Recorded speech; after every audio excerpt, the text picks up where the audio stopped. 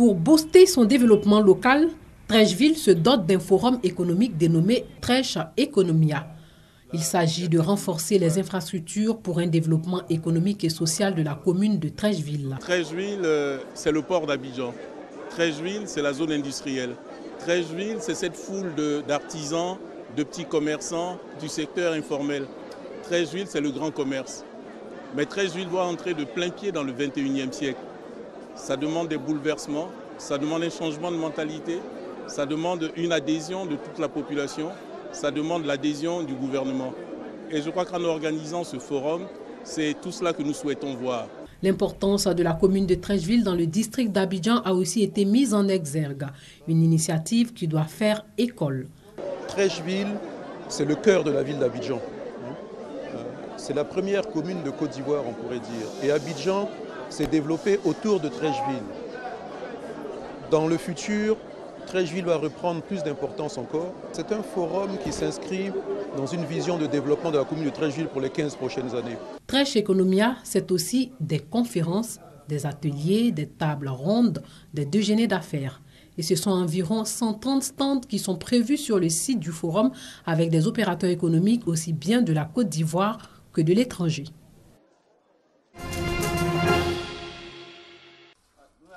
Tristesse et désolation à la cité Fandasso, à Angré, dans la commune de Cocody. 7 maisons sont parties en fumée dans la nuit du jeudi 12 mai. Appareils électroménagers, réfrigérateurs et vêtements, tout a été ravagé par le feu. À l'origine de cet incendie, une bougie qui aurait été allumée par un voisin alors que la cité baignait dans le noir. Parmi les victimes qui ont tout perdu, le président de l'Union nationale des journalistes de Côte d'Ivoire. Entre 1h et 2h du matin, j'ai été tiré de mon sommeil par mon petit frère qui a entendu les bruits de flammes chez les voisins. Au moment où je me réveille, je vois que déjà il y avait les flammes au niveau de mon plafond.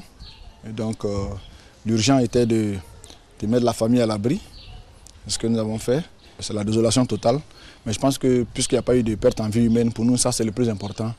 Voilà, l'essentiel c'est le matériel. Je pense qu'on peut toujours se reconstituer. Le groupement des sapeurs-pompiers militaires, alerté, a pu difficilement circonscrire le feu. Aucune perte en vie humaine n'est enregistrée, mais les dégâts matériels sont énormes. J'ai ma grande soeur qui est là, en face là, qui a commencé à crier au secours, au secours. On a cru que c'était les voleurs, mais quand on est sorti, on a constaté qu'il y avait le feu ici. Après l'arrivée des pompiers, 15 minutes après, l'électricité est revenue. Il a eu plus de peur que de mal. S'il y avait l'électricité, je pense qu'il allait avoir plus de dégâts. Une enquête ouverte par la police nationale permettra de déterminer l'origine exacte de cet incendie. Pour l'heure, les victimes ont été provisoirement relogées par le promoteur de la cité.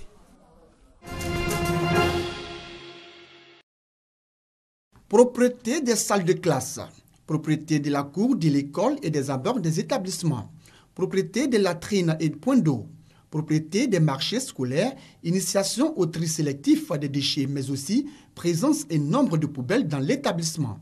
Entre autres critères d'évaluation de la 4e édition de la compétition inter-école sur la salubrité dénommée Opération Balai de vente à porte spéciale propriété en milieu scolaire. Une compétition initiée par l'Agence nationale de la salubrité urbaine, ANASU, et la direction de la vie scolaire. Elle vise à sensibiliser les élèves à adopter des comportements éco-citoyens. Nous estimons que les enfants sont une cible privilégiée, n'est-ce pas? C'est à l'école qu'on apprend les bons gestes, les bonnes attitudes et qu'on apprend à devenir un bon citoyen. C'est pourquoi donc nous ciblons de plus en plus les écoles. 50 établissements scolaires du district d'Abidjan prendront part à ce concours qui suscite déjà beaucoup d'intérêt et d'engouement chez les élèves. On doit rendre les salles de classe propres parce que c'est quand ces cadres-là sont propres qu'on travaille bien. On est en bonne santé, on évite les maladies telles que la typhoïde, l'Ebola. Je pense qu'il est bien qu'un élève rende son école propre. L'élève lui-même il est dans un bon cadre. Un cadre sain, donc ça lui permet de mieux travailler. Ce concours inter-école sur la salubrité et l'hygiène en bénéficie du soutien du ministère de la salubrité urbaine et de l'assainissement et du ministère de l'Éducation nationale. Démonstration des tri sélectifs des déchets, sketch, prestations artistiques et remise des kits de salubrité au responsable du lycée moderne Alassane Ouattara d'Anyama qui a servi de cadre pour le lancement de cette compétition ont également meublé cette cérémonie.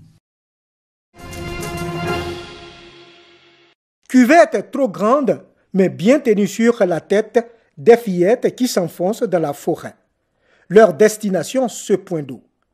Elles y ont été précédées par des filles plus grandes. C'est le quotidien des habitants de Kwame-Kwassikro, village de la sous-préfecture de Béoumi, centre de la Côte d'Ivoire. Ici, les points d'eau très tôt le matin sont visités.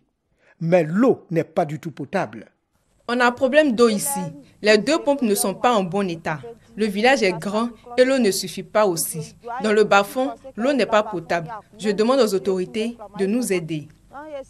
Si l'on est enclin à se tourner vers ces points d'eau non potables, c'est qu'à la réalité, les 2 pompes dont dispose le village peinent à satisfaire une population estimée à plus de 3000 âmes. Depuis hier, je n'ai pas encore eu de l'eau. J'ai même laissé mes enfants à la maison. Pitié, construisez-nous un château d'eau. 5 francs, 10 francs CFA, le seau ou la cuvette, une forme d'autogestion pour juste l'entretien de l'outil. Les villageois espèrent mieux. On se lève à 4 heures, souvent il n'y a même pas une goutte d'eau. L'attente fait qu'on va difficilement au champ.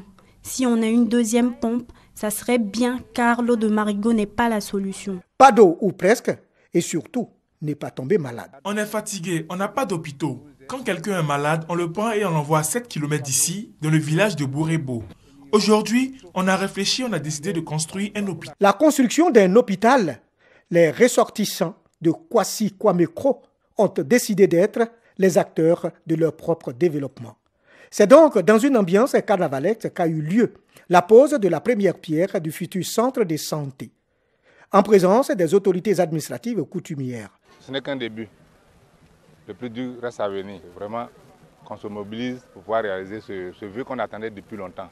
Une première pierre, c'est un pas de poser pour entretenir l'espoir désormais chanté chaque dimanche à l'église du village.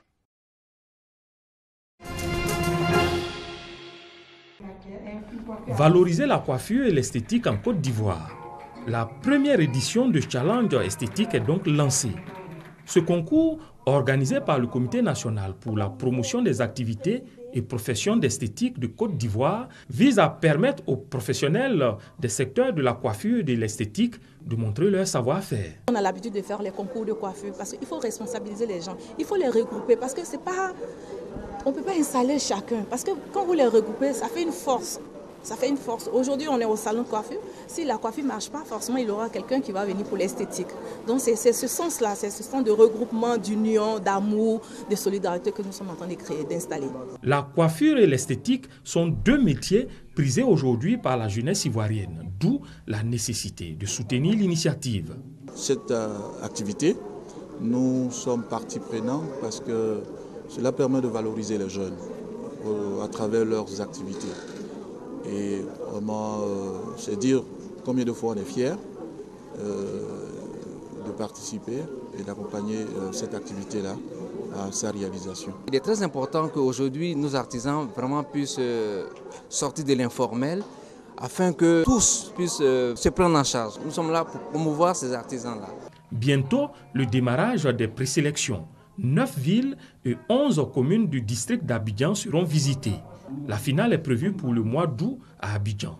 Le duo vainqueur recevra un salon tout équipé.